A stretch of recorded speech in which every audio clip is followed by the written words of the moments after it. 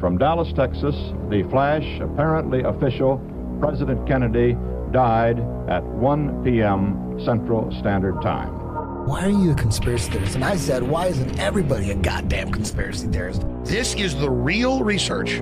Literally have an alien base, and they are literally communicating. I don't have a whole lot of time. Have you personally had any experience with interdimensional beings? What we're thinking of as aliens, they have infiltrated a lot of aspects of military intelligence. And they are not what they claim to be. We leave you much that is undone. That's one small step for man.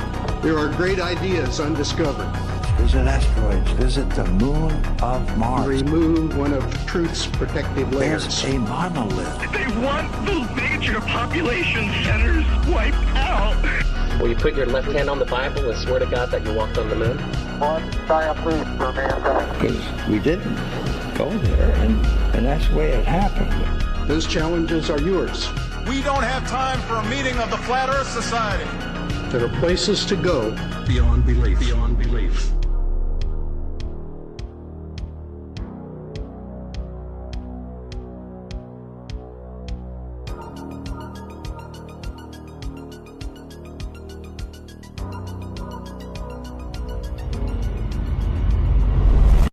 Hello and welcome to the Daily Conspiracy Podcast. We don't take days off because reptilians don't take days off, and we are continuing our Ollie-less odyssey over the next few days. And I can only consider it a gift to the audience, a gift for myself. And today I'm joined by the Grumbling Grunts, Jamie and Elliot. Thank you for coming on the podcast and filling Ollie's incredibly small gloves. It's a pleasure to be here. I think both of us are probably a bit shocked that we are both here, to be honest. No. I've listened to a few of your podcasts. I thought it was so cool to see somebody, because your TikTok that you did that included our podcast, I saw that on my own TikTok account, not like the thingy account. It just popped up. I thought, fuck, that's cool. That's interesting. Yeah. So I mean, obviously, I'm a raving lunatic on my personal TikTok as well, not just not just that one. So yeah, it all fits the brand. But how do you guys know each other? That's probably the best place to start here. Through work. We both started working together 3 or 4 years ago. Oh, Christ, 3.5 years ago. How long ago it was now? Mm. Yeah. Is that the job that soon you'll lose because of your content? No, hopefully not. Well, we're both self-employed, so. Oh, it's good. You can't be sacked when you're self-employed. Awesome. Can be asked to leave though. Yeah, or told there's no more work. Yeah. But no, I think it was a little place on the Isle of Wight called Barton Manor. That we were working on at the time. That's the first time I met Jamie. And basically, absolutely hammering it down, and we had to do a lot of repointing on the outside of a building. And I don't know, we were cutting the window openings out, weren't we, for the new windows? And I turned up there, never met Jamie before in my life, and we were stood in like a 6 foot by 6 foot box together in the pissing rain. Chipping away at bricks to create some new windows on the side of this building. I thought it was this prick. Did you? Was there a moment of flirting? Because I had like a moment of flirting with like somebody I met the other day, which was not to begin with. I don't think it was. I don't know. I think we were both trying to gauge each other a little bit. Yeah, it was like I was speaking to somebody the other day, which I'd only just met, and like we went from, oh right, you're a golf coach too, yeah, the reptilians then, yeah, that's pretty fucking wild, isn't it? It didn't take long to get to that point. I don't remember how we actually established that common ground with like conspiracy theories and that. All I remember was that we were doing this monotonous task of raking out brickwork, and the linear length of that brickwork turned out to be like something like 4 kilometers, wasn't it? Yeah. So there was nothing to do other than just plug your headphones in and just listen to like podcasts. Mm-hmm. And it was around the time, I think, where Stephen Greer was on the Sean Ryan show. And we were just invested up until the point of when he said he telepathically teleported Orange from one end of the table to the other. And I was like, that's when you lost it. Yeah. Yeah. I mean, we were well invested for over a week, hadn't we, for a lot of those conspiracy podcasts. We went back and started listening to the Stephen Greer one. Yeah. And then halfway through that happened, and Jamie just went, "No, can't do this anymore. It's too much." So was that you out with Greer? Yeah, for me personally, pretty much. Yeah, I mean, I've listened to a few bits and pieces. We still say we're queer for Greer, but I think that's more of an inside joke. At least it's the right place for the inside joke. Yeah. I flip flop him on him so much. Right? I want these people to be on the level, and we're constantly just fucking let down by people like that, aren't we? Yeah, seems to be, mate. Seems to be a recurring letdown. But who knows? So, how come? When did you start doing a podcast? March this year, I think it was. Mm-hmm. Yeah. And how did that come about? Peter, on the Isle of Wight where we live, there was a lot of concerning cases of paedophiles and sex offenders, basically. And me and Jamie just got talking about it at work, and it became a daily occurrence where we're talking about it in detail and discussing it. Obviously, we've both got young children.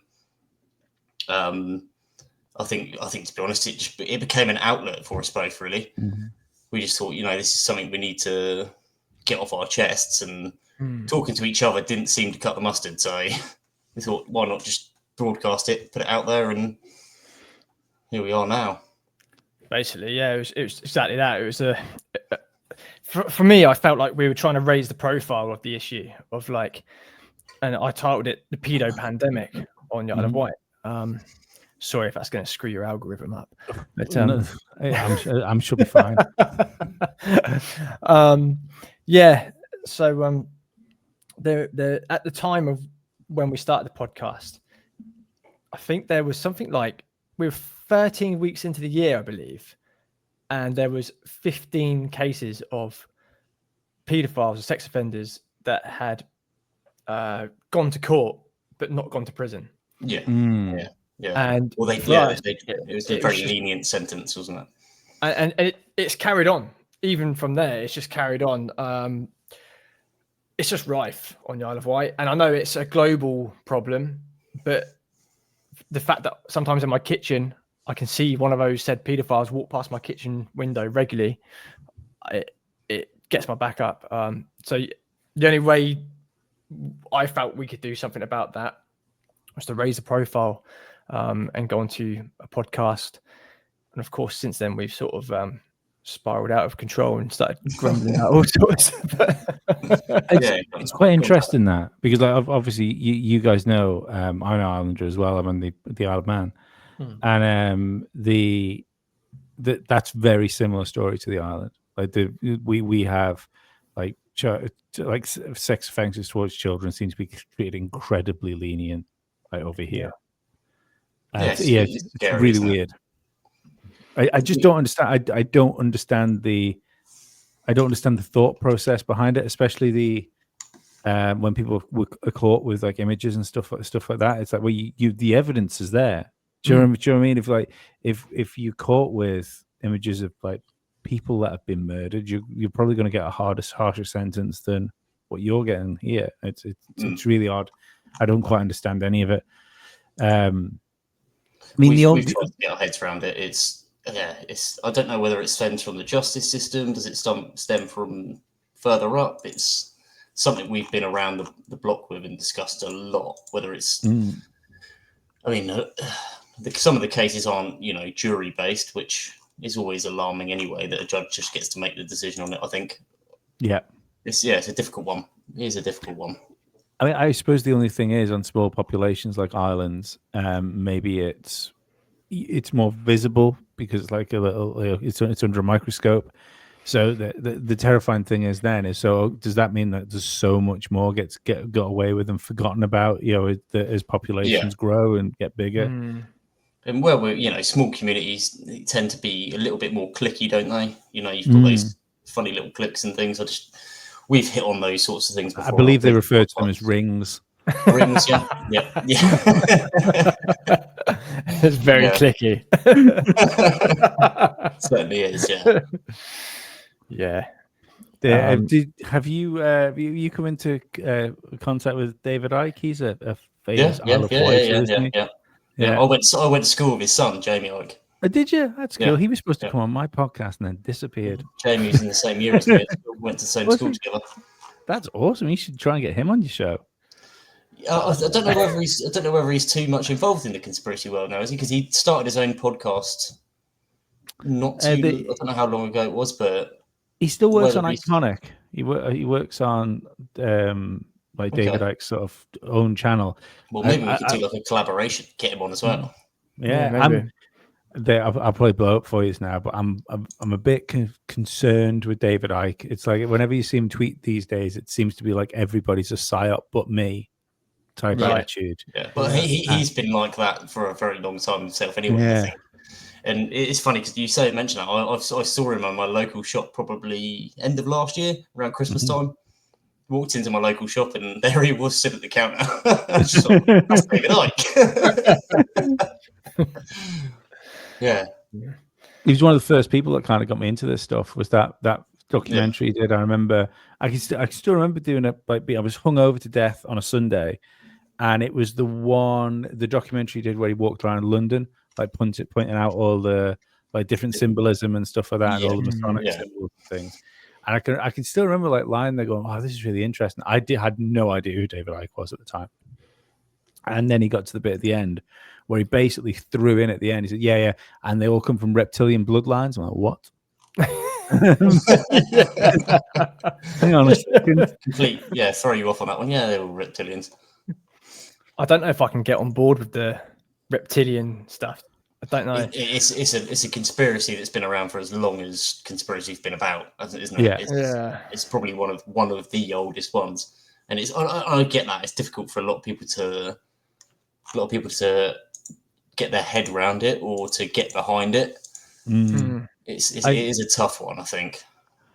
I think it's the way I've always looked at this stuff is that there seems to be a plan for things, and there seems to have been a plan put in place a long time ago. Yeah. And it doesn't seem to align with human lifespan when humans are we're so impatient. Do you know what I mean? Like if you get, it doesn't matter what you do. It doesn't matter whether it's a business, you want your business to take off and grow like tomorrow. It just doesn't, it's one of the reasons I'm terrible for doing things like puzzles and stuff. Because I don't want to do the puzzle. I want it to be completed for me immediately. Yeah. You want it all in front of you. Yeah. And, that's not what this seems to be. I don't. We talk about these people, but like the elites, whatever we want to call them this week, as being some type of overarching evil organization that's just out for themselves. Yeah, they seem to be quite happy to leave these things like this plan to not pay off for generations to come, and that doesn't fit with me. So I don't know, the reptilian thing, I've no idea. Are people in contact with interdimensional entities or something like that? What's more akin to demons? I feel like that I can get on board with. Yeah. I think when you look at all the stuff going on in the world at the moment, one of the questions I always ask myself is, who's coordinating all this? Because it's obviously coordinated, it's structured. The way that we're all being divided, the way that mainstream media portrays itself and portrays stuff going on in the world, there's someone somewhere pulling the strings. And it's for me just figuring out, firstly, who's pulling all the strings? Who is it that's coordinating all this? Secondly, why? What is the end state here? Why is that their end state?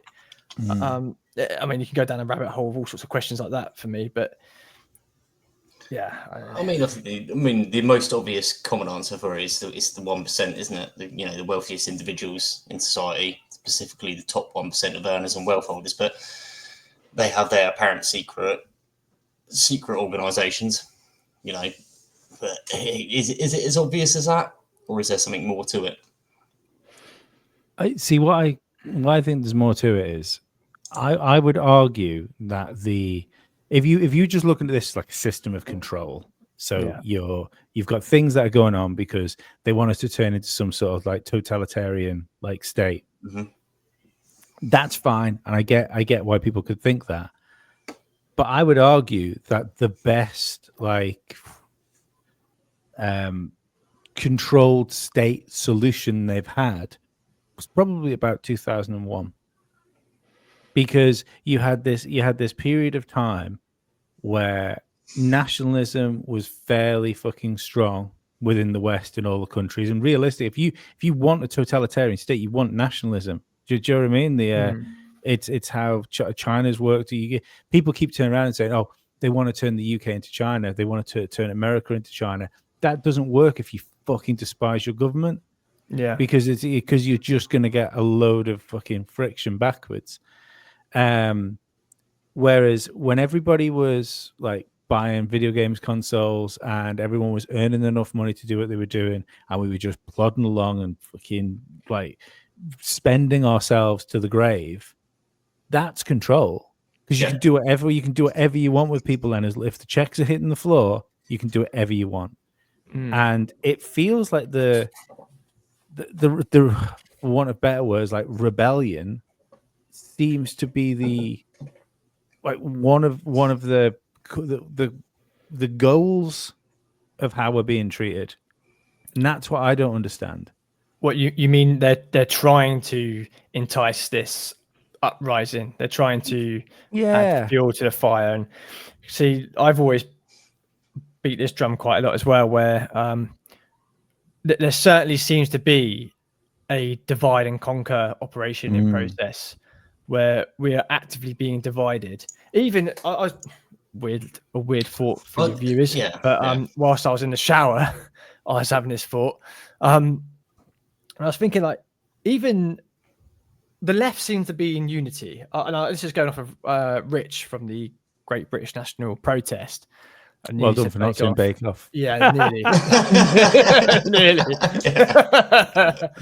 You see my brain where I'm like that. Don't say it.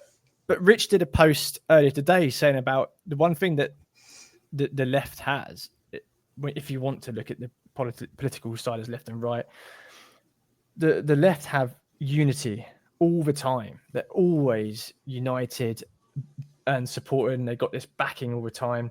But I actually feel like the right is actually in segments, and I feel like the right itself is being divided as well.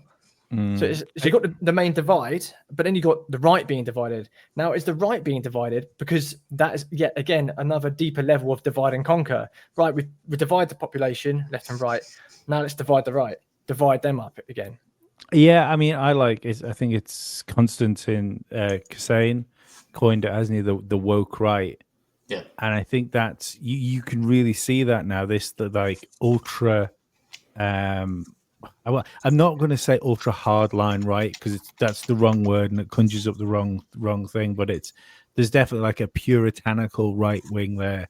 That's now it would have been the side of the argument that would have gone like, oh, free speech, are now on the other side going, you can't say that. Yeah, to the left.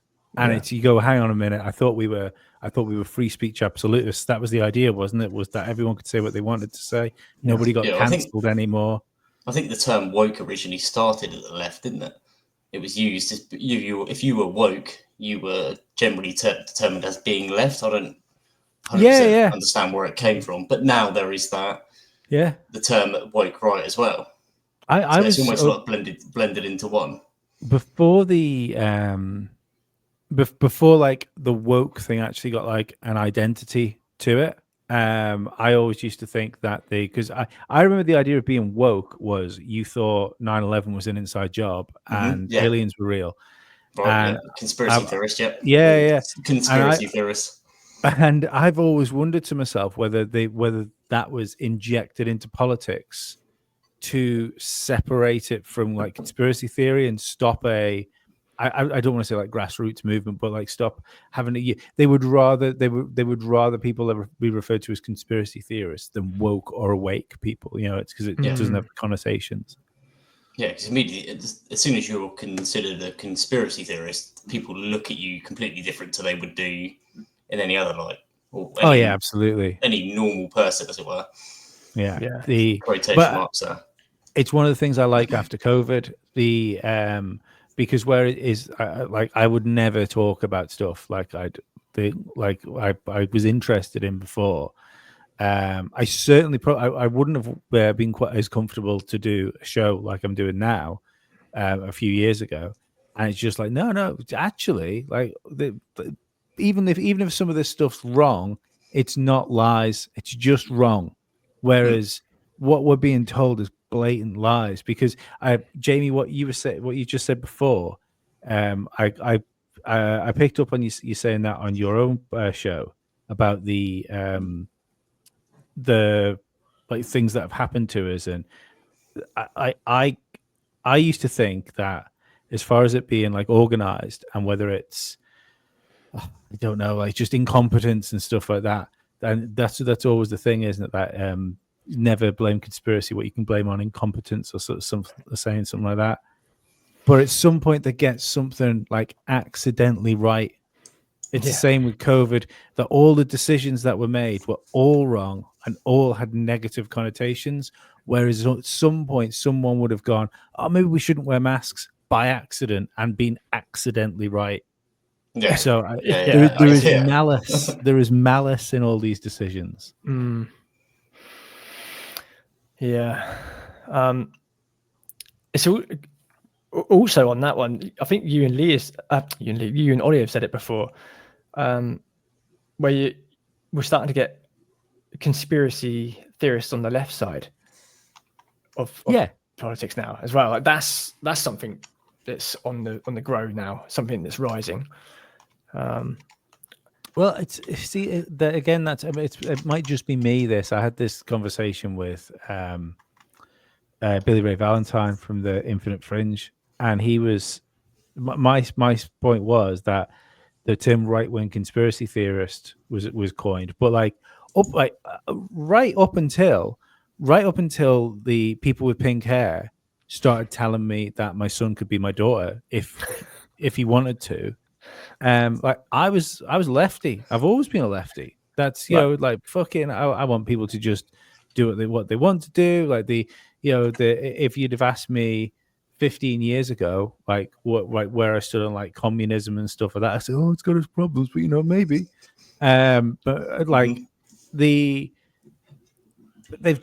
They pushed things so far that you just go right. There's nothing I can fucking align with here anymore.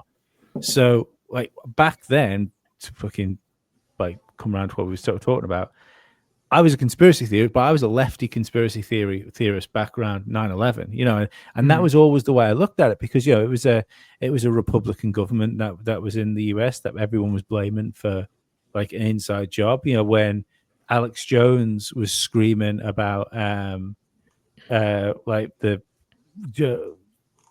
these things being orchestrated, he was screaming at right-wing governments for doing it. So I've always been a bit confused where the right-wing conspiracy theorist thing came from. Yeah. Then I guess, could you say that conspiracy theorists throughout that time have never had a left or a right? I think that's fair. I think it should be anti-government. Yeah, anti-government. Realistically, to be into conspiracies is probably to lean towards being like a liberal in the real sense of it, as in a libertarian, minimal government involvement. Leave me alone, and just make sure the roads are right and we've got water. Yeah, you'd be told that you were sitting on the fence, I suppose, if you were to take that view nowadays. Yeah. Smack bang down the middle. Well, I look at conspiracy theorists as firstly, the conspiracy theorist sort of terminology is kind of tainted now, isn't it? But I would look at that as most people are probably conspiracy theorists without really acknowledging themselves as conspiracy theorists. Almost everybody is, though. You look at nowadays, I mean, with the TikTok and all the other stuff that you can gain access to nowadays, everybody's going to invest themselves into something along the lines, whether it's left, right, in the middle, wherever you want to think about it. We're all conspiracy theorists at the end of the day, and a lot of people that would turn around and say that they think that conspiracy theories are stupid, generally do believe in something that probably isn't true or has a theory behind it anyway. We're all in the same boat with it, aren't we? Yeah. Do you think there's a reason for that? Or do you think there's a reason for making because it's not beyond the pale now to go that conspiracy theory is mainstream.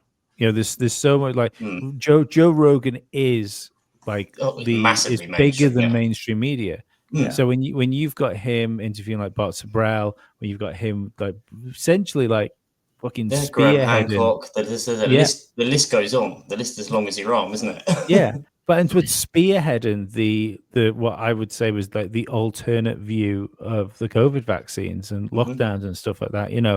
That was the first time the first show I can remember that was of note where someone was actually going, hang on a minute, this feels like fucking bullshit. This feels like I'm being forced to do something. And so I don't get if we're in this mega authoritarian state, and I know there'll be plenty of people that are in the comments of this podcast or saying to me on social media afterwards, it's controlled opposition, which I don't necessarily believe that much in controlled opposition, even though just today, once again, I was accused of being paid controlled opposition. And if that's the case, those fucking checks have still not hit the floor. Where's the money? If I'm gonna get a fucking envelope on the floor with a little blue flag on the top of it, then maybe you'll say what you want. Show the money. I just don't get the I don't get the pushback. I don't get why there's pushback to it now when there's so many things that seem to be screwed up. The pushback to what? Conspiracy theory. Yeah. It feels like you've got to force it now. Do you know what I mean? After the past 10 years, sort of 5-10 years, it feels like to deny some of these things, it's what you would think would be leaps of the conspiracy theorist. We're always told that that's a stretch, or that's a leech, or you've got to connect these certain things to get there. Well, you've got to do the same thing now with the mainstream opinion on the COVID vaccine. If you want to tell me that's a good idea and you should have had it, then you've got to do some fucking leaps of faith to explain that. Yeah. I mean, that's another rabbit hole in itself, isn't it? The old COVID. We've been meaning to do an episode on that. I think more so you, Elliot. You've wanted to go down the whole COVID vaccine sort of route for a while. I mean, there's a lot of conspiracy theories. I mean, we don't tend to touch on it too much. We've done a couple of episodes on it. We generally tend to talk about more political side of things at the moment, don't we? Because that is Grumble, that's what we see in front of us on the day, and that's what we pick up on. I'd like to do an episode on Graham Hancock and his younger dryas impact hypothesis and things like that. I mean, that's something that's always been quite in the forefront of what you would call a conspiracy theory. We've got the quotation marks there. I mean, that guy is what got me into it a lot of the time, to be honest. Love to do an episode on that. The pyramids and things like that. That's just even now. I mean, what did we hear about? We heard something is it this year or last year? Was it this year or last year? This year about the shafts. Yeah, the shafts. I mean, that's gone quiet. Quiet. I've not heard a whole lot on that. They did look a little bit more into that. Yeah, they did another thing about 2 weeks ago. I want to say 2 or 3 weeks ago, another presentation with slightly better data. And this one was in English as well. If you go and look at that, so that's handy.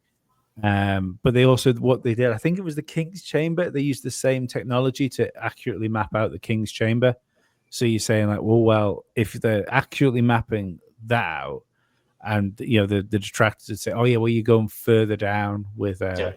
But you go, okay, but like it's worked at that point. So we've no real reason to believe that it hasn't worked further down as well. Further down, okay. There's something. There was a book. I 100% like hope people. Yeah, I hope people don't read it like I did, because it was a real slog. I've forgotten the title, so I can save people of that. And there was an author. Was it called The Pyramid Code? Might have been called The Pyramid Code. And the author, the publisher didn't write it. They said they would given it in confidence. And most of it is it's interesting, but it's really badly written. But part of it explains that there are shafts. Bearing in mind this came out like 3-4 years ago, something like that. Part of it explains there are shafts underneath the pyramid which go down into the earth like really far, and there is a big, like we see on that thing, a big chamber down there, which I think they refer to as the basement, I think. And in this book it says that's where they contain the technology that helped build the pyramids. Interesting. I mean, it'd be great to know who wrote that book and have a little look into that.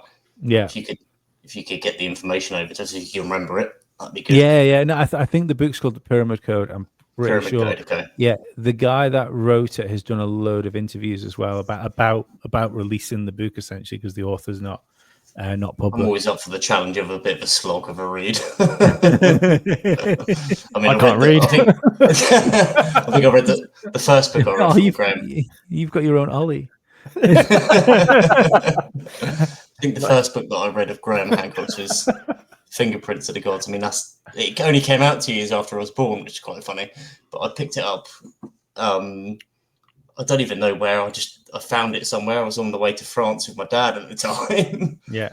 And we were going around the Normandy beaches, and I read the book, and I must have been, I don't know, I was 16 at the time, and that was another conspiracy thing that just got me into it at that age. But I would recommend it if anybody that's not read any of Graham Hancock's stuff, then go ahead and do that. Stuff. It's he worries me, Graham Hancock, because he's not a young man anymore, and it's he's getting towards that age where you're kind of like this year, next year, year after. It's like any given 12 months that can be your window to check out. I think he's had his time, if I'm honest. Yeah, probably in terms of his research and publication of things, but I just worry that there's no. You've got the Bright Insight guy. He's cool, but I'm not sure if there's a follow-up. I'm not sure that there's anyone that holds themselves quite as well as he does. Oh, he's an intelligent guy. He seems to know his stuff. So yeah, but in order to fill those boots, you need to have done the time. Yeah, I think Graham Hancock's been around for that long that he's done the time. And the research has come with that time. He's run the gauntlet. Yeah.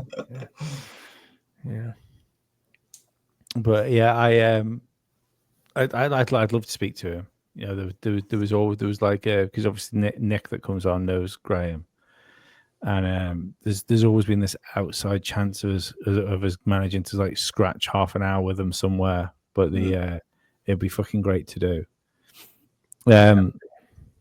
On the I know, because I know it's going to be quite a jumpy about show this, so it doesn't really matter.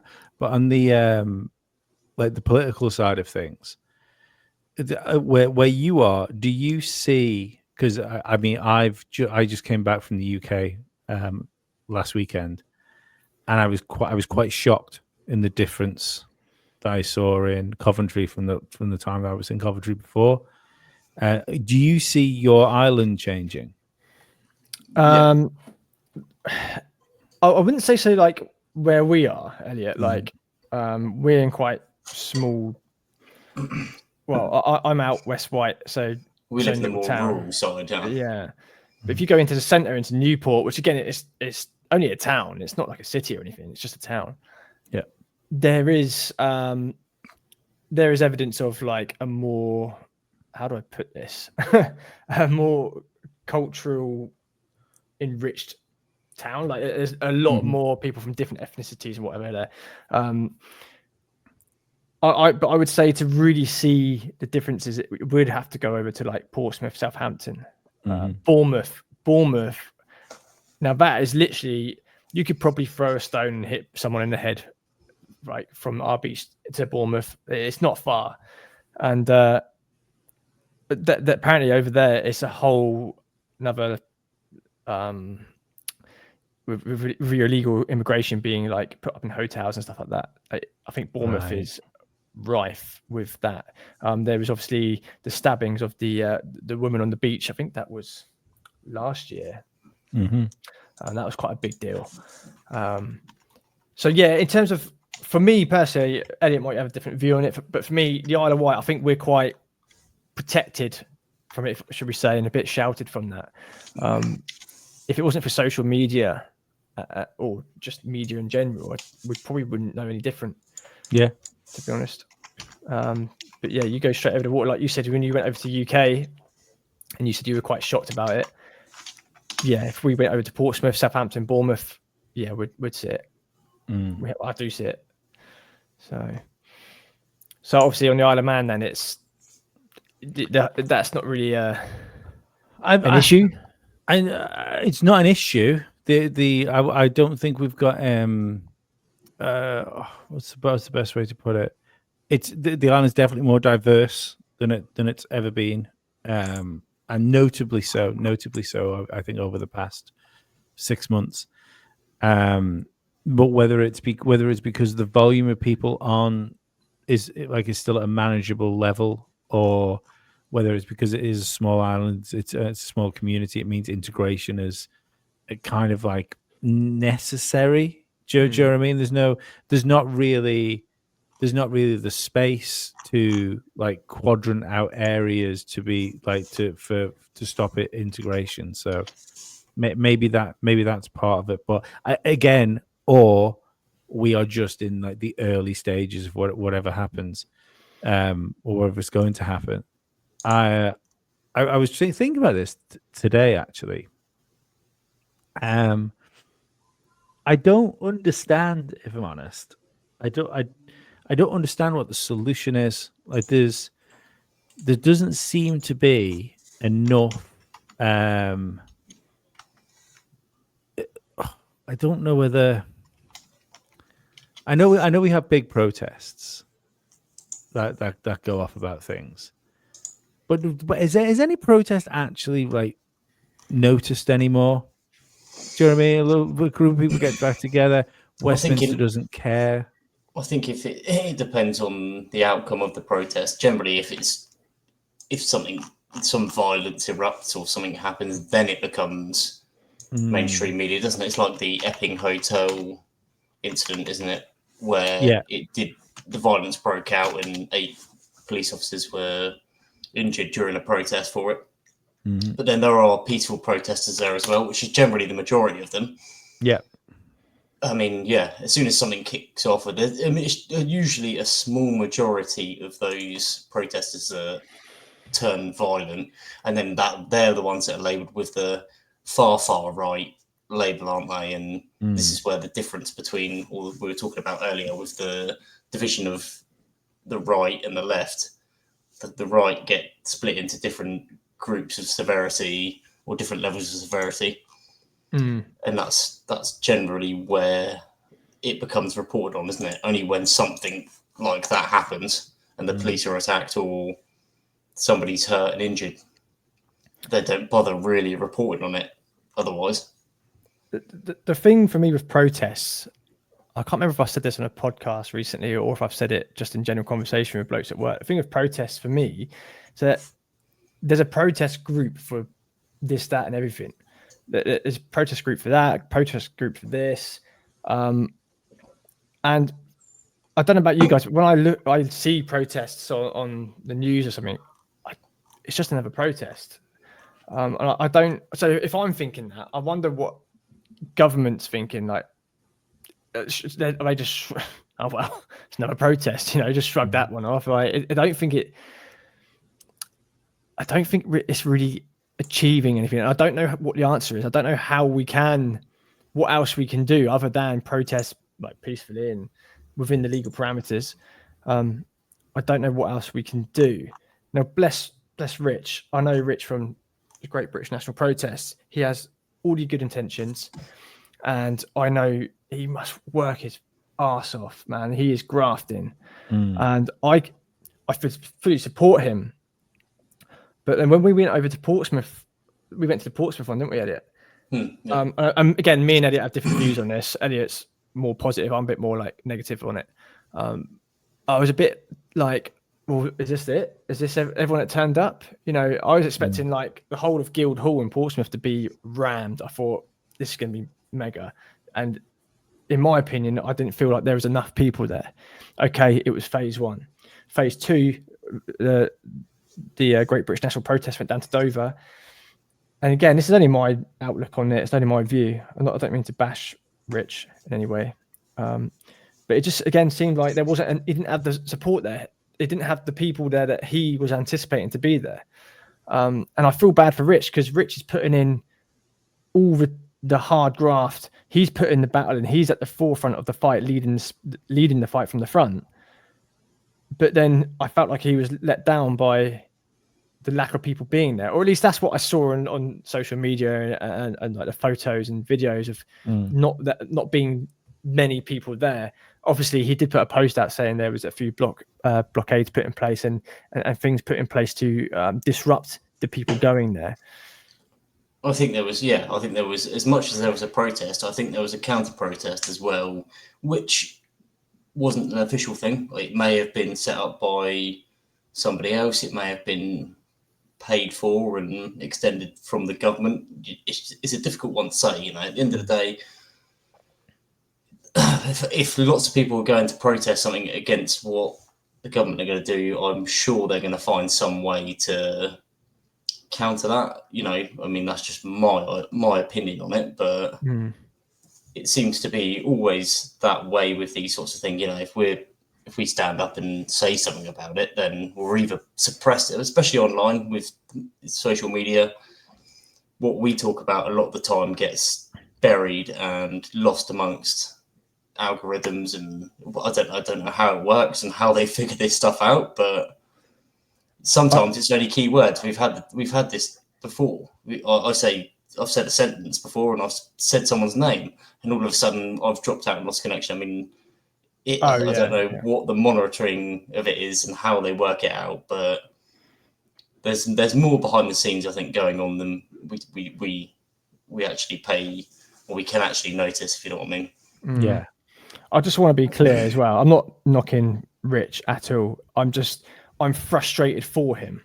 I think that's obvious. I don't. It doesn't sound like you're knocking him at all. I understand what you mean, but the problem is that we've seen this. A little thing of how many times we've seen like regimes be overthrown and stuff like that, and governments being taken down in foreign countries. That only happens when nobody's got food. Yeah. The problem is that I was having a conversation with somebody today actually that was asking me about the podcast, and it was one of those people. I really like them; they're really nice people, but like we can't talk about things because they're in a completely different income bracket to me. They don't being comfortable, I think, affords you some nice blinkers sometimes. Yeah. So you can't see what's going on in the periphery, and it certainly makes it easier. Do you know what I mean? Like it's fine because it's not really happening to me, and it won't really happen to me. I think it's gonna take another 3-4 years maybe until it starts happening to those people where it starts affecting people more. Yep. Yeah. Unfortunately, I wonder whether it'll be too late to fix anything like that. You know, it's our American listeners might not realize this, but Labour have just given the intention to allow voting for 16 upwards. Yeah, which and it's fundamentally again the lefty in me goes, yeah, like if you're if you can go out to work and you're doing your bit to secure your future, then you should probably have a stake in the present as well. But I know the only reason that Labour are doing that is because they think they can garner like a young vote as for security for themselves, which, to be perfectly honest, I'm not convinced isn't going to bite them in the ass. Yeah, right. Yeah, it's a desperate attempt, isn't it? I think, in my opinion, it's a desperate attempt to stay in power. I mean, the amount of U-turns and scrabbling that Labour have done in the last 7 months alone in the beginning of this year. I don't know. Yeah, it's a tough one. I see it as like the 16-year-olds are like they're going to be more influential, more easier influence, should I say? And of course, they're the ones that. What scares me is when you look at the average 16-year-old, what they're like. And don't get me wrong, I'm not putting them all in the same bracket, you know. But your average one, it's worrying, isn't it? It is worrying, but I think I worry because I said this was ages ago, even before I was doing shows with Ollie or Alien Addict when I had my own podcast and called Musty Audio, and my thing back then was when I was trying to find, I wouldn't say trying to work stuff out because obviously like I still haven't worked anything out. I think maybe I've just worked out what I think about it a little bit more. But my point always was, as the left become more extreme, which they did do, like I think I called out all that sort of stuff like quite well a few years ago. But as the left became more extreme, I was always worried, and I still am, about what the what's the word for it? The recalibration would be, like what the pushback, because when something gets pushed, it always gets pushed back further, and I was always worried about what the right pushing back further will always be more destructive, I think, than the left pushing back further. I think by its very nature, I think it will, and if you've got young people voting. And the idea is, and I think it's quite naive from some of the right wing commentators to go, oh well, they're just doing this because they're easily swayed. You know, yeah, well, they could be easily swayed, and they could be easily swayed by something a lot more fucking dangerous than Labour. True. That's true. Yeah, I mean, I wouldn't trust a 16-year-old to cross the road. No. Let alone vote most of the time. That leads me on to a point of thinking where you say, okay, a 16-year-old could be swayed something much worse than Labour. And it was your episode with Nick last week. I think it was Friday's episode. That made me start really doubting my own thoughts and questioning myself, thinking, have I become like some sort of extreme right guy now? Because my thought process, has social media now influenced my thought process that much now that I'm starting to sway the wrong way? I'm starting to doubt myself now. I think it's always good. I think it's always my joke of, isn't it? If you're going to do this sort of stuff, if you don't look at yourself in the mirror and go, am I the fucking wanker here? At least once a week, preferably once a day. Yeah. I think it's lost, but it's all we are, right? I've always thought this. I'm not. We don't pick our personalities up through DNA. You know, I'm sure there's certain personality traits and things like that might carry through, but most of the personality traits are because you're around your parents more than DNA. But what all people are really is a collection of ideas, and at some point, but be it good or bad ideas, certain ideas stick. I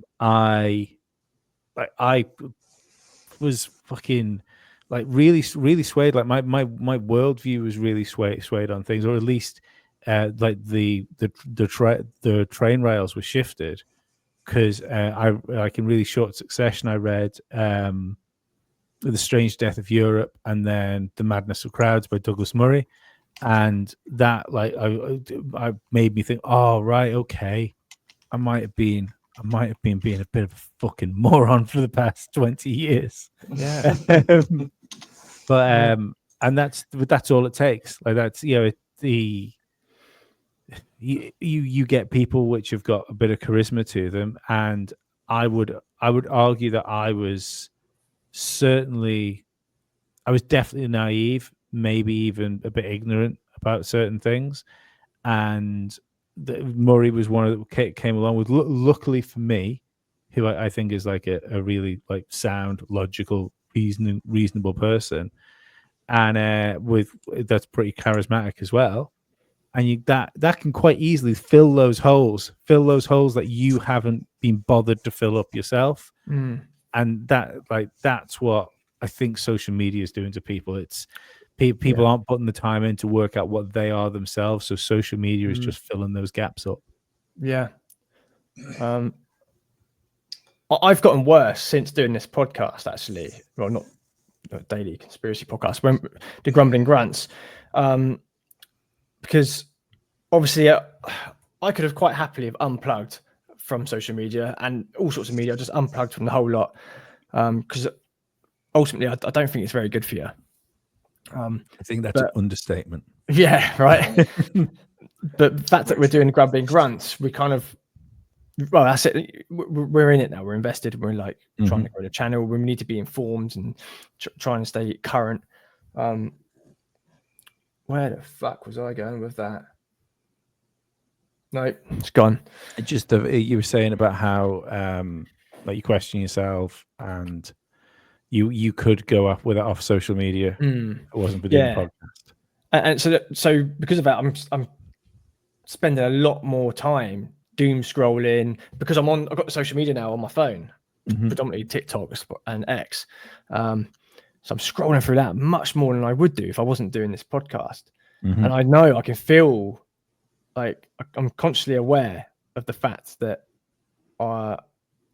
my thoughts are so embedded now in politics and things like that. I've never been interested in politics. I never give a shit before, but now even more so now.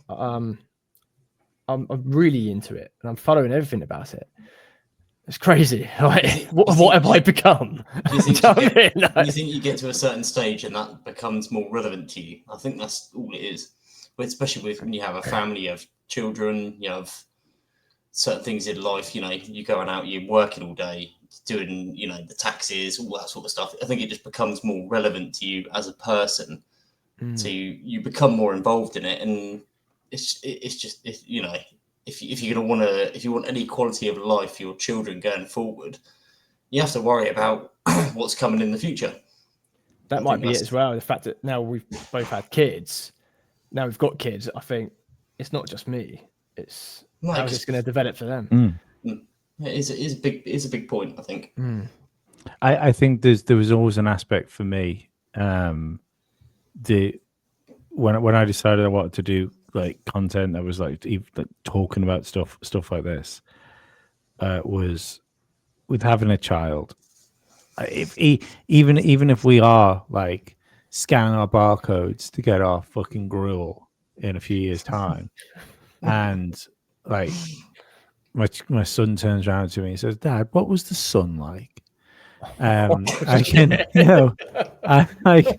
at least I can turn around and say, "Oh, it was really nice." And he said, "Well, why didn't you do anything about it?" And go, "I tried." Like, that was at least, even if all I did was this, at least I tried something, Yeah. Maybe that's what subconsciously happened to us, Elliot. Maybe that's why we just thought, "Fucking, we've got to do something." And this is within the parameters of the law. This is probably the best that we could probably think. Yeah, within the parameters of the law today. Yeah. Well, I mean, even now, some of the stuff that I've said probably It's won't be pretty long. controversial. It won't be long. I Yeah. mean, I've been surprised sometimes with the things that I've said over the podcast that I've not had a knock on the door and somebody say, you can't say that. I often wonder about the knocks on the doors for people on social media posts. I would welcome it. I'm already brushed up on my law. Yeah, but I just sometimes I wonder to myself, like, because it seems so many people are saying such crazy shit, like just at all times. And I'm not saying you don't get a Lucy Letby where something happens. Yeah, but I'm not necessarily convinced that that's ever going to be a widespread thing, and it's more of a deterrent. It's just making an example of a few people. Probably making a few up as well, because I've always noticed that I used to try and explain this to Dave when he was on the show, but I think it was more of like a cultural, a cultural difference, because until I was speaking to him about stuff, I didn't quite appreciate our like class system in the UK that we have, and how there is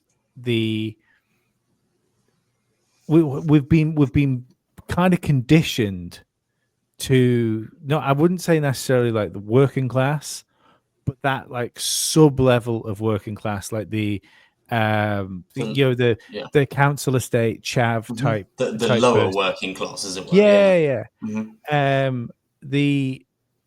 I think that's kind of being promoted as a, I don't even think enemy is the right word, but it's a really good excuse for if you can push this sort of stuff out so that it's like some woman in an ill-fitting pink tracksuit that's screaming at a police officer that's trying to arrest her husband that's clearly drunk over something I tweeted. If you can create that image and push that out to people, it's a really easy thing for people to go, yeah, well, I wouldn't want to be like that. I wouldn't be like those people. Yeah. So I kind of think I'm not like them. I'm not like them. Yeah. I kind of think that might be manufactured in some ways. Yeah, I think, you're right. I think there's certain stereotypes nowadays, like the whole chav thing and the, don't get me wrong, I don't want to offend anybody, but the whole Essex girl type thing. Yeah. That sort of chavvy type stereotype, I think that's sold a lot to, that's pushed a lot into mainstream media as well, especially within, when you look at the stuff that's on like Netflix and TV shows and things, that seems to be like the main sort of thing. This is what it's like in Britain. This is what the average person in Britain is England. like. This is England. Yeah, this is England. This is what everybody's like, which is completely far from the truth. There's a very, very small amount of people in the country that are like that, but it seems to be what's sold to everybody outside of that sort of platform, as it were. See, part of me wonders with that side of things being demonized is I think you could argue. I know there's still a censorship community somewhere, but like I don't know you guys, but even over here where it's small, I find censorship community is shrunk and crumbled a little bit. It's quite, there are communities, but it's quite fragmented. It's not how it was.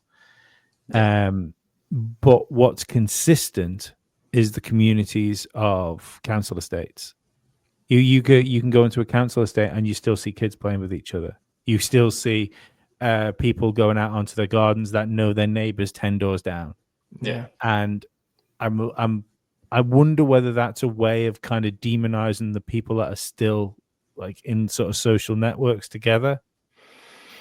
Yeah. I mean, maybe if you go, you said, like you say, you go to your local estate. Generally, you'll see kids out on their bikes playing together, but it gets spun. They're out causing trouble. They're up doing to no good. I mean, that's what I used to do growing up. I used to go out with my mates, knock on their doors. We used to go out on our skateboards. You lying bastard! Now you've got no fucking mates. I used to. Now I just talk to you. But yeah, we used to go and knock for each other. You go around each other's houses. You go out. We'd skateboard in the streets. But now that's almost spun as antisocial behaviour, isn't it? I don't know where where that line sort of blurred and where it changed. It is a difficult social one. media, baby. Well, I think it's also that's been used a lot to demonize like Tommy Robinson and the followers of Tommy Robinson.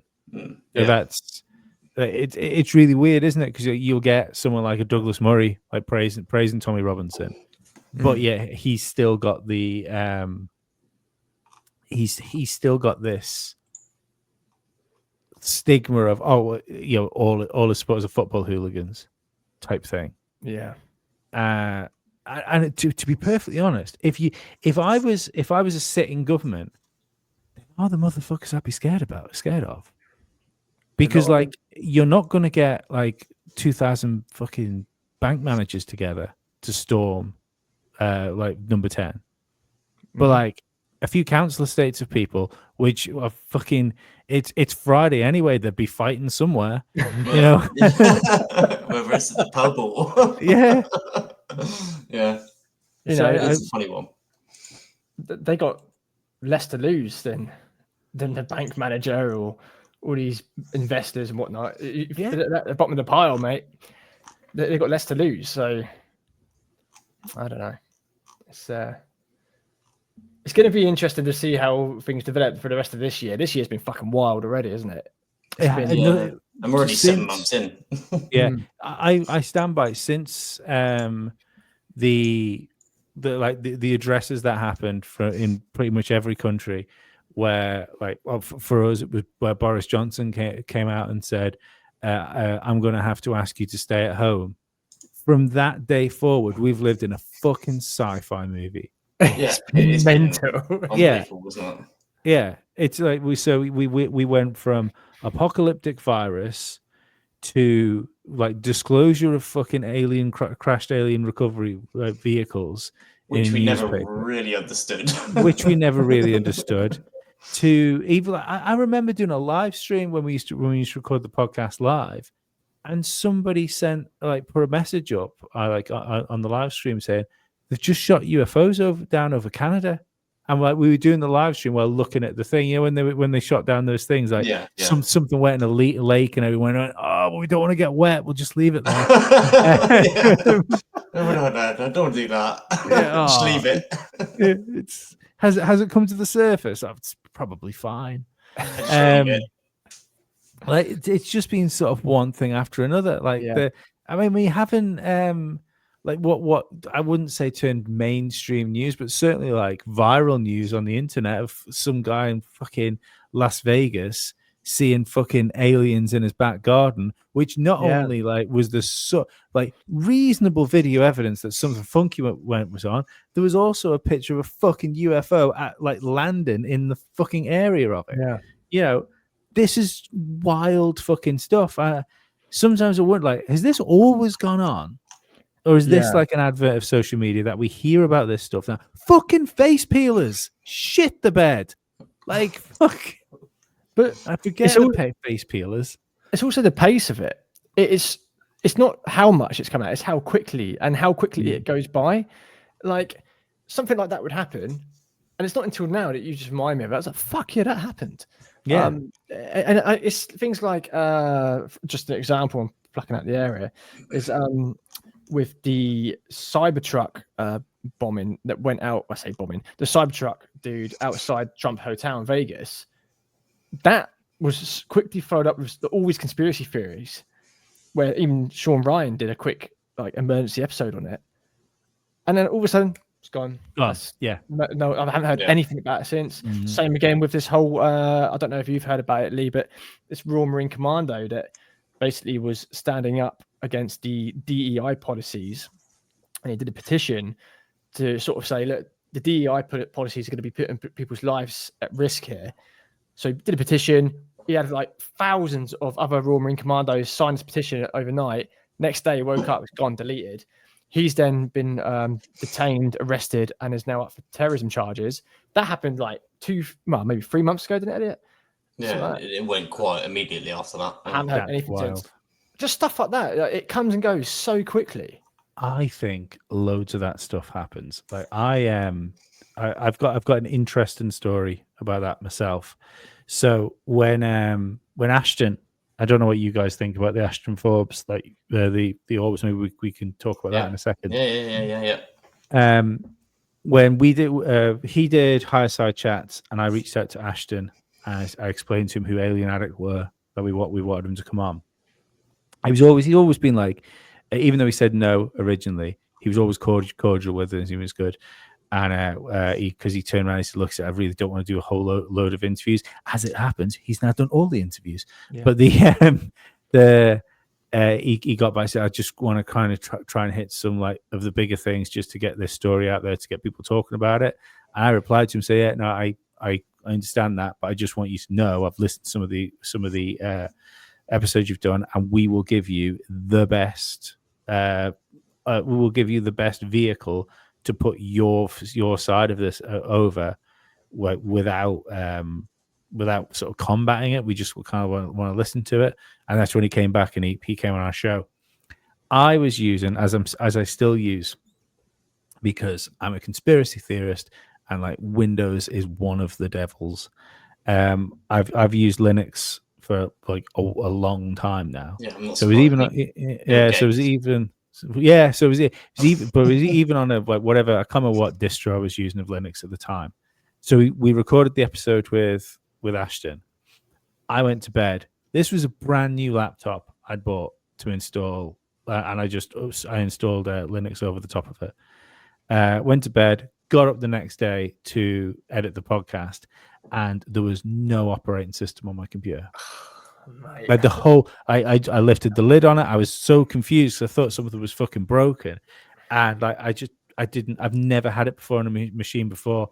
Just like it was almost like, it wasn't like the OS was corrupt or anything like that. There was no issues. It was almost like someone had snuck in my house and just slapped an empty hard drive in my laptop. What, the whole lot? Yeah, and so before anyone turns around and says, well, obviously fucking hard drive was broken, I reinstalled Linux and I used that laptop for a further 2 years after that, until I gave it to my girlfriend, which is still using that laptop daily for work. So there was fuck all wrong with the hard drive on it. It's just I woke up one morning and I had no operating system anymore. Yeah. Yeah. We get that sometimes when we're recording, though, where like on a smaller scale, I suppose, but yeah, much smaller scale. But like you don't forget Alien Addict. Alien Addict was a small show, like back then. But we get like, we say like a keyword or someone's name, and all of a sudden, like you're just Elliot's gone. Like, what the fuck? Or like connections dropped out, audio's gone, or you listen to the audio back, and all of a sudden there's a certain part of the conversation you'll just hear. It's like, what the fuck? So yeah. What you don't realize is that in your back garden is David Icke. Like, he's just snipped your internet, like your phone line, running away, going, they're fucking Zionists as well. Come on, David, give us a chance. Yeah, great big prick. When you talk about the Ashton Forbes thing, he's been pretty current again recently, isn't he? With the 0 point energy and all that sort of stuff. He's been. How do you feel about the videos? Let's start with the videos. Where do you guys sit on the videos? Oh, what, of the MH370 things? Yep. I don't know. I mean, I'm as skeptical as the next person with the FL. Is it FLIR? The FLIR stuff that he's been put up. Mm-hmm. Yeah, I know it's not. It's not FLIR. It's something else. Like it's whatever thermal happened to be on that type of drone at that time. Yeah, I mean he's posted. I mean, just gonna have a quick look at it. He's posted a few pictures recently of stuff that he considers damning evidence. But I mean, I've not been on the whole Ashton Forbes thing for a little while. I would say that's probably more your bag, isn't it, Elliot? Like when it comes to things like. Yeah, I mean, I was initially very convinced by the first few pictures, and I think he's right about the 0 point energy stuff. I think, I mean, I've known that for a good while anyway. In my head, there's stuff out there that that has been developed that allows everybody to have free energy. You know, you can generate electricity in your back garden from a compact fusion generator. Those sort of people that come out of that though disappear. It's not just Ashton Forbes that's done that. I mean, the list is as long as your arm. It goes back to Nikola Tesla and all the other rest of them that do that sort of stuff. But I mean, it seems to have cropped up a little bit more recently with it. But again, I'm not 100% sure. I need to do a little bit more of a dive into it, really. I think it's worth it. I think they are. See, here's my thing with him is I think maybe because I agree with you about the 0 point energy, or at least like alternate energy sources. I think we probably understand more of that than like we know we do. Yeah, I've seen videos of guys generating electricity, you know, from the smallest of magnets. Magnets and things. In the experiments they've done, they've got enough power to run their own homes, and then all of a sudden, their YouTube channels and other different platforms you upload videos to, they just disappear. They disappear that quickly. So I was scrolling like fuck. I was just looking at the Ashton Forbes thing, getting back to where I was. See, I think sometimes maybe he's made the jump to this is like government, like Lockheed technology too quickly. I think if there's some of that sort of stuff going on, I think there's a really good chance that if it's human, then it's some sort of breakaway civilization. Yeah, it's a step beyond just being it's just Lockheed stuff or it's just military tech, because it doesn't explain why people like Elon Musk are just waxing billions for no reason on solid fuel rockets. Yeah. Like if you were that person and you had that much reach and that much power, you'd be the one going like, we need to push for the release of this because I want to use it. So that's where I break down on like we've got this stuff. But I think those videos are probably the only UFO video that, like, if someone put gun to head and said like real or fake, that I probably have to go real with, and then like we shut my eyes really tight. I mean, they're difficult videos to. I'm not a video expert, so I don't know. But when I first watched them, I would come to the same conclusion as you. Watching them disappear and that whole There's a really good thing that was popped up about those, I think, in the last week or so, where you can see this like this in the FLIR type footage, like a color differential along the tip of the wing, and it's then it overlaid was where the air intakes were for the ventilation system of the plane, and it's the idea that somebody faking a video of a plane would have thought about putting like that in there, real ventilation systems in for the place. So you've got a heat differential between whether the air is being intaken into the plane. Unless you're an engineer. But you've got to layer that all with all this other stuff on top of each other. It's difficult to fake. Especially in 10 days or whatever it was. Was it 10 days? I think 10 days. Video I think to arrive. That's the wildest one. Like when we got speaking with Ashton, I enjoyed the last podcast we did with him actually, and that was. I think that felt like a pretty wild ride because everything that came out, like when the debunks came out, you go, oh, I remember this was the thing. People talk about Ashton being in I wish I still had the text thread for this. I don't, because I think he would like to publish it if I still had it. About being a zealot and how he's just in it, regardless of what evidence comes his way, he wouldn't do it. It was when the first debunk came over, when the guy that guy came forward saying that he was the one that faked them, which turned out to be fucking lunatic. We probably should have known. Probably should have known that by the fucking trans flag in his fucking bio, to be honest. but he identified as a graphic designer. But I got in touch with Ashton that day when this thing came out. I said, "What's going on with this then?" And he just messaged me back saying, "I don't know. I've only just got up. I've just had a quick look through it, but it kind of looks like it's over. Kind of looks like it's done." And then he got back in touch with me later on and said, "And with these problems and stuff." But that guy was like, if information came out that he was wrong about those things, he would have, like, I think he'd change his mind over it. Yeah, it just doesn't. It's just not. It's not forthcoming because I think there's more chance of it being real than not.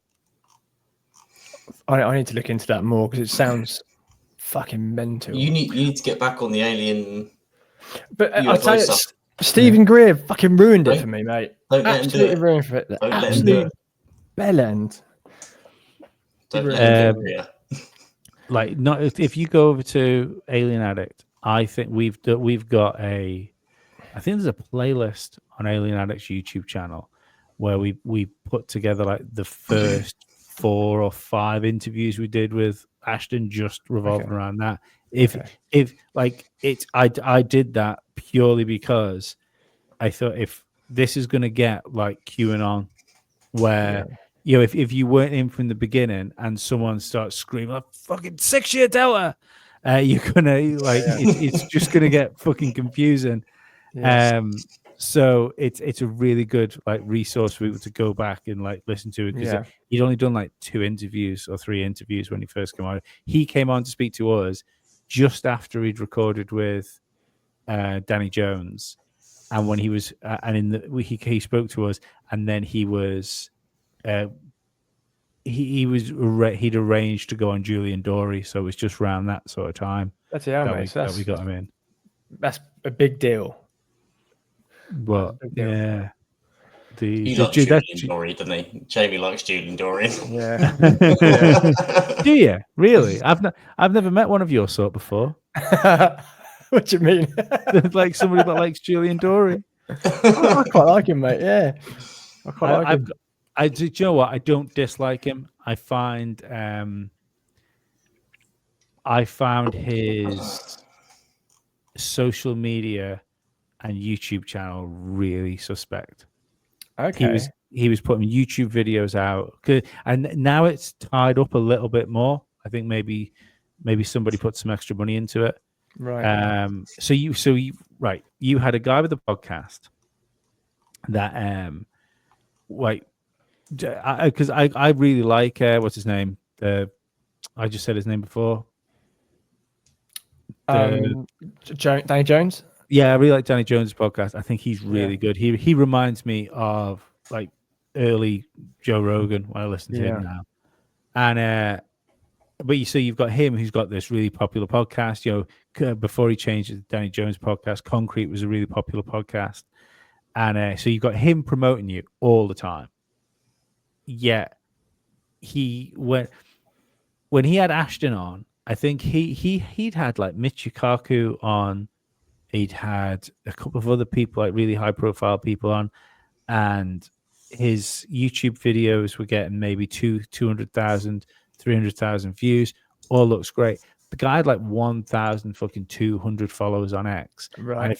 And if he tweeted, he'd get like 1 like and a comment. Yeah. And his social media presence didn't tie up with his content presence. Got ya. And his content only took off after he was involved in what I was. Again, I fucking like Danny Jones's show, but they, in conjunction with each other, work together to shaft Ashton for some reason, and it doesn't make sense why.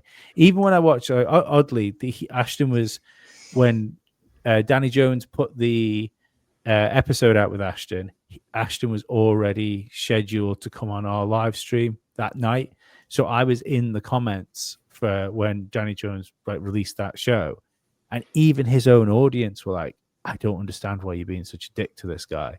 Right. And like, so someone next door was like literally, he had someone on last week which was talking about meeting pixies, and like he's got a problem with this guy, but the pixie guy was fine. There was something weird about that. I think it's all down to big podcasts like that. You'll always notice, and Rogan's no different. There's always a CIA guy. It's either obviously Rogan's got his own CIA guy that doesn't seem to go anywhere else because like he's much higher profile. All of the other mid-range programs have that ex-CIA guy with the fucking ponytail. The perm ponytail. Yeah, what's his name? Butamonte or something like that. Yes, that's it. Yeah. But Danny Jones has also got like, again, maybe not Danny Jones. Julian Dory has also got like a lower level like version of that. Yeah. Version of that too. Yeah. I'm almost convinced that until you see a podcast with the intelligence guy in it, they're probably not going to get the traction you want them to get. Which is why we are open to any letter agency. Any three-letter agency. But that's like, I used to really, really like the Sean Ryan show. And then recently, I just sort of been very skeptical of him. There's something about him I just don't trust anymore. I felt the same. I feel the same. And I think, to be honest, we listened to a lot of his military stuff to begin with, and then he started to go into the more controversial topics, the Stephen Greer stuff, all that sort of thing. And then I think it got to a point, it may have been the Stephen Greer thing that turned you away from him. No, I'm not entirely sure whether it was later on, but I think it was when he started interviewing like presidents and things like that. And I thought, yeah, possibly, yeah. Whose side are you on here? Like, as a podcaster, you should be kind of down the middle. And I mean, if you're going to interview one side, you should interview the other, and stuff like that. I just feel, I don't know. I didn't feel. There's something about it. I just don't trust. That's all I'll say on that. I used to think a bit like that. Like, as in, I remember I hated when people put comments saying, "Oh, you didn't challenge him enough." Right. I didn't invite somebody on for a fight. I asked them on for a chat. Yeah. And but in the same ways, because I've had people over the years that I haven't wanted to do shows with, or I've had people that Ollie's brought forward, and I've straight up said, "I won't. I don't want a part of it." Fuck, we're so lucky, mate. And but it's mainly because, like you say, I'd have anyone on the podcast that was like gender critical. I would not have somebody on that was going to tell me that mutilating kids in the form of sexual perversion of fucking adults is a good move. And I think that's maybe from a political point of view as well. If you've got a certain political side on where you go, if I get this person on, I have to through my own morals, I would have to paint them in a bad light because I think they're dangerous. I wouldn't want to give them an open floor to just fucking especially within your platform. So I think that could be that would be an issue. It's the same with fucking comments, not fucking. Let's have Lee talk about Lee's podcast show. But I used to be one of those people that'd see like rough comments on stuff, and I'd be like, "Oh, well, people have free speech. Everyone can say what we want." And nowadays, because we do this so much, I think no, there's fucking 35 comments on this podcast. One person being a prick, and we work too fucking hard for that to be the last comment. On there, First what people see is, "Oh, you're a dick." Oh, great, thanks for that. Thanks for an intelligent input. I'm glad you listened to my adverts. We're like 17 episodes in now, and I've been called a fucking prick. I've been called all sorts. We love it. We welcome that hate, though. The guy that called me let the hate come. The guy that called me a fucking prick followed us. That makes sense. It's what it is, isn't it? My favorite one was Danny that was on with us last night from the Rabbit Hole podcast. I remember I was DMing her, and I was joking with her about comments and like, no, you should read the comments. I always read the comments because most of them are really nice. I really like them. And she said, no, she goes, I can't handle it. She said, I don't want to read them. I'm just going to get upset. People are just going to say horrible things. I'm not dealing with it. And about half an hour later, I got a voicemail off her saying, why the fuck did I do that? One comment I read, and in the same post, they called me a fucking racist and a retard. Yeah, love it. Oh, mate. I think we got called a racist on our last podcast by 3 people, I think. Oh, yeah. In quick succession. Yeah, it was rapid fire, Yeah, rapid fire. Yeah. Well, that was people that didn't even listen to the episode. That was just a clip, a little clip. Well, was it on Spotify? The comment. It was on YouTube. No, it was on TikTok, I think. It was on right. TikTok, yeah. Because it's the shit comments on Spotify that really get me, because you've got to listen to 5 hours of content. So I'm like, you've worked for this. Yeah, you've actually listened to it. Yeah, to make that comment. You've worked for it, and because like I'm such a hound with like reading comments and like making sure like I heart everything, so I want everyone to know that like the comments being read. Mm-hmm. So like I read the comments like I'm getting text messages off people. So it's within like 20 minutes if someone's commented. Most of the time I've read it and like I've commented or hearted it. So you've listened to 5 hours of content for your post to being up for maybe 20 or 30 seconds. Yeah, it's brilliant. So what are the future plans for the podcast, boys? To be honest with you, there hasn't been a plan. It's purely the best plan. Yeah, there was a plan to begin with, and then we kind of just thought, do you know what? It works better if we just make it up as we go along. I think it's better. I think there's, especially if when you're doing this sort of stuff, like you're saying before about social media, if you're doing this type of content, you have to kind of live it. So you have to always kind of have a finger on the pulse. So you're essentially researching these things every day. You might get shit wrong. Everyone gets shit wrong. I'm sure I've got stuff wrong fucking millions of times. Yeah. But I think to do that, to be so engaged with it, and then sit down and go, right, let's plan an episode around. I know some people that make podcasts that do scripts. Yeah, I've heard of no idea how people do that. Couldn't do that. I don't like listening to it. I don't like listening to scripted podcasts. You can almost always tell, can't you? You can tell when it's scripted, I think. Yeah. It's when they're too funny. That's the thing. Yeah. Well, they're not funny at all. Yeah, no. I hope the podcasts come like thick and fast. Before we sort of start wrapping this up, tell people they can find you. So predominantly we do post the podcast itself on all podcast platforms except YouTube. That's something we're going to be working on in the future. But yeah, mainly on Spotify. You can find us on TikTok, X, begrudgingly Facebook, although we don't really use that too much. And I've just started Instagram for us as well. Yeah, I started Facebook for the Daily Conspiracy Podcast, and then it's already a wasteland. You just feel stand on your head and piss in your ass. Yeah. Other than that, before you do wrap it up, though, Lee, I just want to say thanks for even entertaining.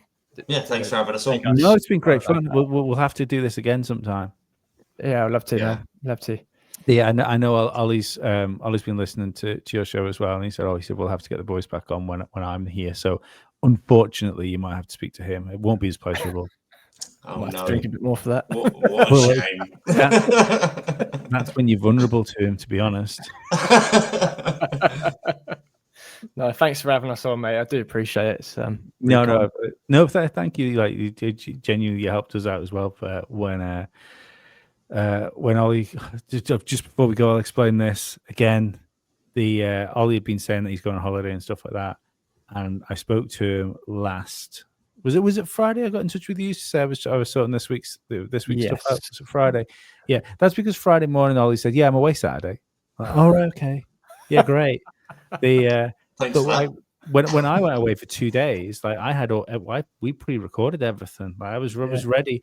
Ollie, I think, I don't know. He just, mind you, he was right. I was just going to say he would think it would just be fixed, and it was fixed. So who's the real mug? But yeah, no. Thanks, guys. Thanks for coming on, and this has been awesome. Go listen to the Grumbling Grunts podcast because it's good. What day does your show come out? Fridays. Yeah, Fridays. So yeah, make sure you listen to them on Friday. Make sure you go and vote for us and on the British Podcast Awards because I really want an award. I've never really won anything, so it'd be nice if I won that. Yeah, give them a vote. Get on that. Yeah, and do the Patreon and all that sort of stuff. There's links in the descriptions. Stuff. Yeah, there's the band that do our intro is also in the description. So go listen to Call Me More. Cheers, guys. Thanks very much. Yeah, bye. Thank you. Cheers. Bye. From Dallas, Texas, the flash, apparently official, President Kennedy died at 1 p.m. Central Standard Time. Why are you a conspiracy theorist? And I said, why isn't everybody a goddamn conspiracy theorist? This is the real research.